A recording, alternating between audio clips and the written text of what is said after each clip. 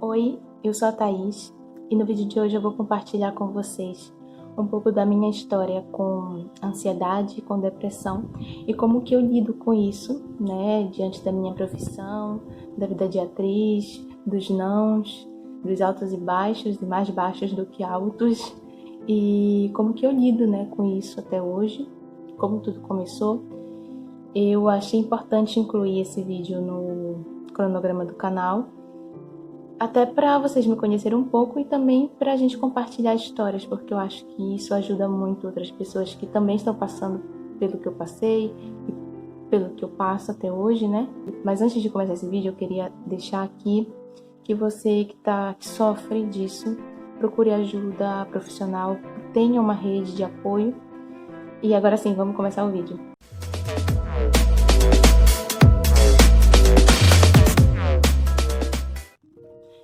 Eu sei que nós estamos no Setembro Amarelo, né? Mas esse vídeo, assim, não é por isso só. Eu acho muito importante, sim, que tenha um mês que fale sobre, né, a depressão, a ansiedade, transtornos, né? Mas eu acho que é um assunto que todos os dias a gente deve tratar, que todos os dias a gente deve debater, porque é um assunto muito grave, muito sério. Minha história com ansiedade e depressão começou quando eu tinha 15 anos.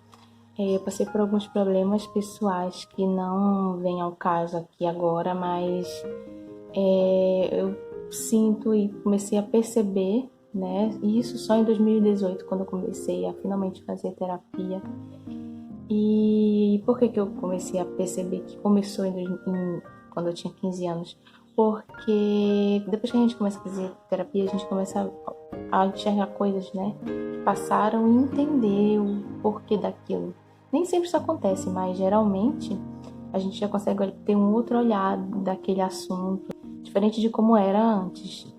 Tanto é que o médico me diagnosticou com uma gastrite muito grave e nunca me encaminhou para uma terapia, para uma psicóloga, para alguém que pudesse me ajudar assim de verdade, sabe? Nunca fui diagnosticada na época mas eu tinha muitos sintomas assim, que sim, fazem parte da depressão, fazem parte da ansiedade. Por exemplo, eu tinha ataque cardíaco, a minha mão ficava muito gelada, eu ficava muito nervosa. Eu começava a chorar, eu queria ficar sozinha e ao mesmo tempo eu tinha muito medo de ficar sozinha. Eu precisava sempre de alguém do meu lado, nem para ir no banheiro eu ia sozinha porque eu tinha muito medo e eu não sei ainda, até hoje eu não sei do que exatamente, mas eu tinha muito, muito, muito medo. E eu começava a gritar e a ficar com falta de ar, então muitas coisas mesmo, sintomas assim, e sem contar o meu estômago, né? Afetou muito essa parte intestinal, gastrointestinal. E eu lembro que uma madrugada dessas assim, né, a minha mãe me levou numa emergência no hospital e aí o médico, ele ia me dar remédio para pressão alta. E a minha mãe achou aquilo muito estranho, né? E aí minha mãe me tirou de lá e a gente voltou. Tanto é que quando eu cheguei em casa eu tava mais calma, sabe? Parece que o caminho de volta do hospital para casa me deixou mais calma mesmo. E nesse tempo, assim, minha família também não tinha esse conhecimento, esse acesso, né?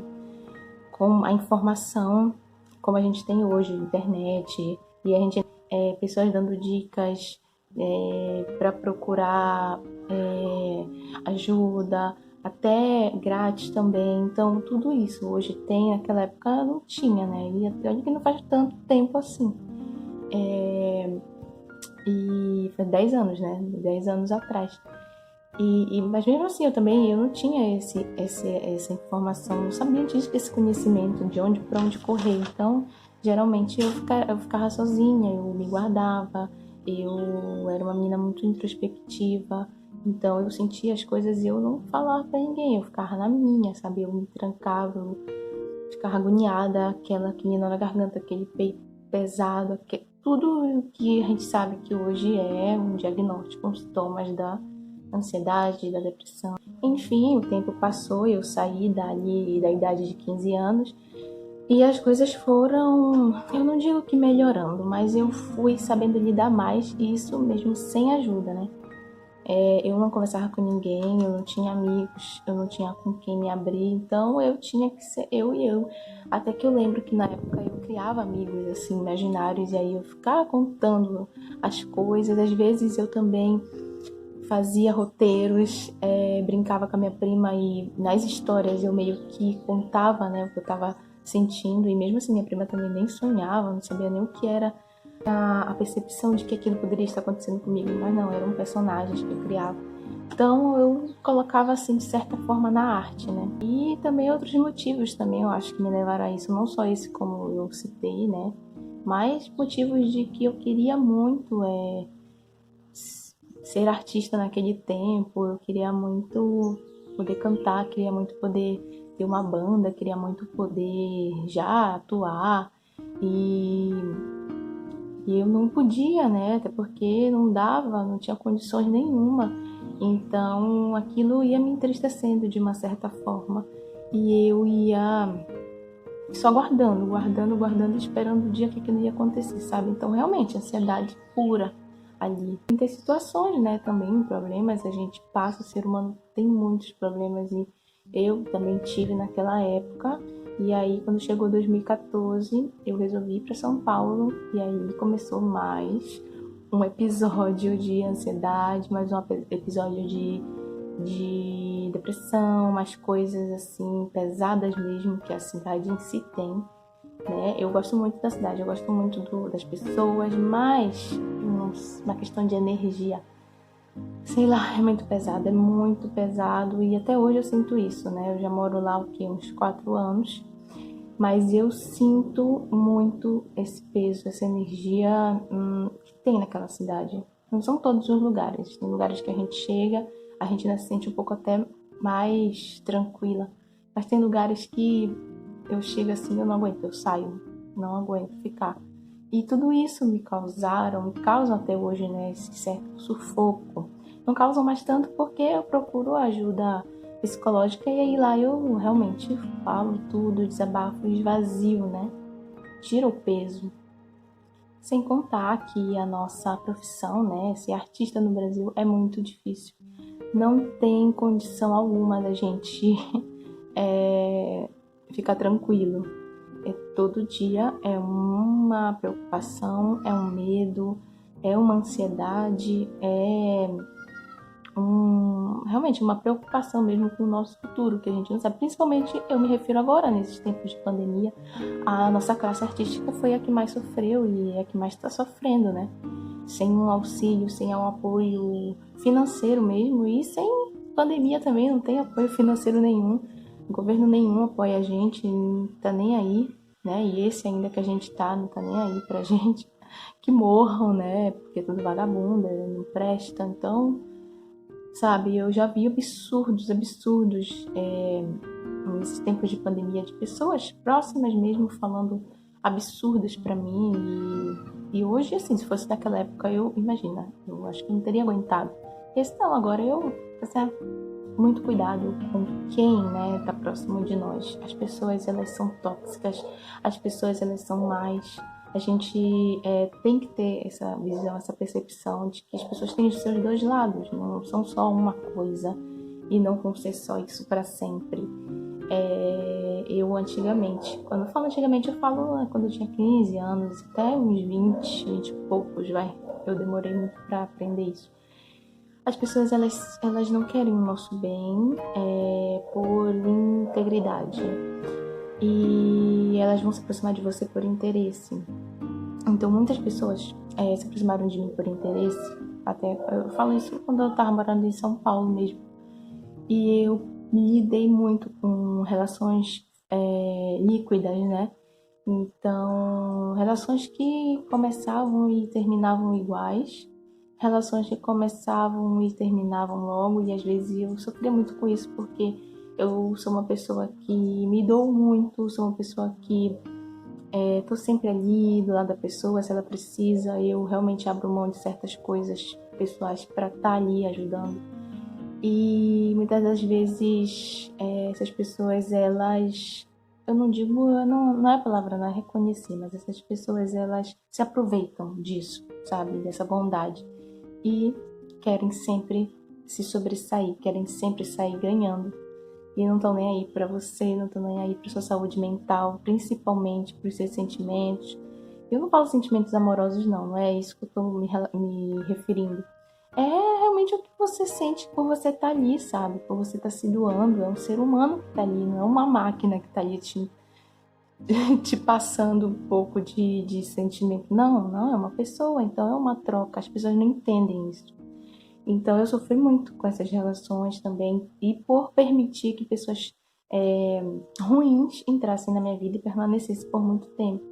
Então, e depois só a verdade veio à tona, sabe? Depois de um tempo, eu fui descobrir as verdades das pessoas. Então, por isso que eu falo, às vezes as pessoas se apresentam de uma forma, mas elas não são aquilo.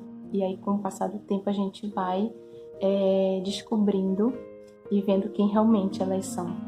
Então, tudo isso influencia. Pessoas, acontecimentos, por exemplo, eu tive que enfrentar 2 lutos, 2 perdas muito grandes na minha vida.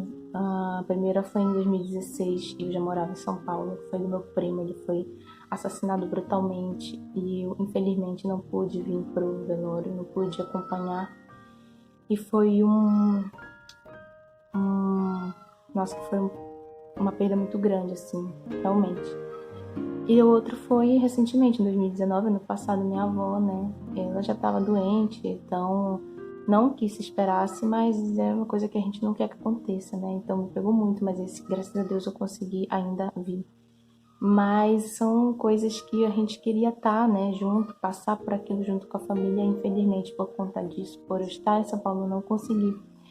E isso me doeu muito, também foi um motivo de me causar ansiedade absurda, e eu digo do meu primo muito mais, porque a gente não esperava aquilo, né? E aí eu fiquei num estado muito crítico, assim. E também por eu não estar aqui, né? Não estar na minha cidade, tudo, estar longe. Então, eu tive que enfrentar isso praticamente sozinha, assim, e eu nem fazia terapia ainda nessa época, 2016. Então, imagina, né? E da minha avó eu já estava aqui, já fazia terapia, e foi um pouco até mais, como é que fala aqui? De engolir, assim, porque aceitar é difícil da gente aceitar esse tipo de acontecimento, né? Lidar com a morte, para mim, ainda é uma facada, ainda é uma morte realmente, assim, sabe? E eu tô aprendendo a lidar com isso, mas é muito complicado, até porque foram, né, pessoas que fizeram parte da minha vida e que me criaram e que estiveram presentes ali desde o meu nascimento. E foi muito complicado para mim, foi muito, muito, muito difícil. Eu sempre fui uma pessoa muito próxima, muito agarrada à minha família, e essa distância, esse distanciamento mesmo da minha ida para São Paulo foi uma coisa muito pesada, assim, ficar longe, enfrentar, porque como falam, né, São Paulo é a cidade que filho chora e mãe não vê. E assim, para mim realmente esse ditado fez muito sentido, porque foram noites muito tristes, noites de muito choro, noites sem dormir, insônia, né, que faz parte também da ansiedade e tudo, essa falta de ar, essa vontade de, sei lá, de gritar e não poder. Então, esse tipo de coisa, sabe, assim, mexeram muito comigo, foram acontecimentos pesadíssimos e que eu tive que enfrentar, assim, de frente mesmo. Sem contar com a nossa dificuldade, né, na nossa profissão, ser artista é muito difícil. A gente vai num teste, não sabe se vai ser aprovado, e os nãos que a gente vai levar. Tudo bem, hoje eu entendo, hoje eu sei lidar muito com isso, né? Eu já consigo transformar os nãos em sims e tiro o de melhor daquele não para mim e aprendo sempre. Para mim, cada vez que eu vou num teste é um aprendizado novo, é uma coisa nova que eu aprendo e levo para minha carreira. E sem contar estudos também, são todos muito caros. o financeiro também, né, é uma coisa que pega muito, tudo isso também influencia, e sem contar essa falta de apoio, essa sei lá, desvalorização intensa das pessoas. Elas não estão nem aí para nós, sabe? E o artista, eu acho que ele quer muito ter se sentir à vontade, se sentir aceito. Não é a palavra aceito, mas ele quer se sentir ali, sabe, abraçado. A gente que lidar com arte, a gente quer isso, sabe? Eu, pelo menos, eu sou assim. Eu queria poder atingir e levar minha arte para todo mundo e que as pessoas me vissem como uma forma de querer ajudar ao outro e não como alguém que não quer nada com nada, entende? Eu acho que é muito por aí. Eu não sei se vocês também se sentem assim, mas às vezes eu me sinto muito tem esse sentimento dentro de mim que as pessoas não estão nem aí para nós, as pessoas não estão nem aí para artista. E essa pandemia ela veio justamente para reafirmar isso que eu tô falando, né? Até hoje a gente não tem um auxílio do governo, até hoje a gente não tem um olhar dessas pessoas, sabe, que tem o poder nas mãos e dizer, não, vamos ali, bora dar a mão para aquele artista. Não digo só atores, atrizes, eu falo das pessoas que realmente trabalham com arte, as pessoas que estão por detrás dos cenários, cenógrafos, figurinistas, as pessoas que trabalham no teatro, como se as pessoas que trabalham no audiovisual. Todas essas pessoas precisam, estão passando por dificuldades e olha como as pessoas lidam com isso, né? Lidam com elas, não estão nem aí. Então, tudo isso é também um motivo de gatilho, né? Que fala para levar à depressão, à ansiedade. Eu fico imaginando essas pessoas, como que tá agora a saúde mental dessas pessoas? Como? Porque assim, eu fico pensando, essas pessoas têm família, essas pessoas têm filhos, essas pessoas têm criança para alimentar, para vestir, para calçar, sabe? Para manter. E aí, como é que fica? Como é que fica isso? E aí é uma coisa que me entristece muito, muito mesmo, no Brasil, principalmente a arte e como lidam a nossa mente é nosso instrumento de trabalho, assim como o nosso corpo, a nossa mente é. Então a gente precisa estar com uma saúde mental equilibrada, uma saúde mental estabilizada, porque a gente vai precisar dela e ela é, sim, nosso instrumento de trabalho. Então, se você está passando por esse momento difícil, não deixe de procurar ajuda profissional. E eu não vou ficar aqui falando, vai e paga uma terapia, porque é caro. Uma sessão de terapia hoje em dia está de R$ 100 para cima. Então, eu vou deixar aqui para ajudar, eu vou deixar aqui na descrição do vídeo uma lista de atendimento público, atendimento gratuito. As pessoas que não têm como, né, arcar com essas despesas de terapia, vou deixar para você se informar e ver como que faz para você procurar essa ajuda, porque é imprescindível, a gente precisa muito. E assim, eu queria dizer para quem realmente precisa, porque se você pode, eu sei que, né, a gente não é rico nem nada e não tem esse dinheiro todo para ficar gastando, mas se você pode, nem que seja um pouco, não acesse essa lista. Agora, se você conhece alguém que realmente não tem condições alguma, repasse essa lista para ele, porque vai ajudar muito e não vai impedir que pessoas que realmente precisam tenham acesso a esse tipo de informação, a esse tipo de ajuda. Então é isso, eu espero que vocês tenham gostado. Não é fácil, não foi fácil para mim gravar esse vídeo e falar de mim, né? Porque nunca é fácil a gente falar da gente pra internet, para as pessoas. Mas eu espero que de alguma forma eu tenha ajudado alguém, né, que nesse momento está vendo esse vídeo e a compartilhar minha história e de alguma forma fazer com que você procure ajuda profissional, porque não ter outra saída é a solução para isso, é tratamento, é ajuda profissional.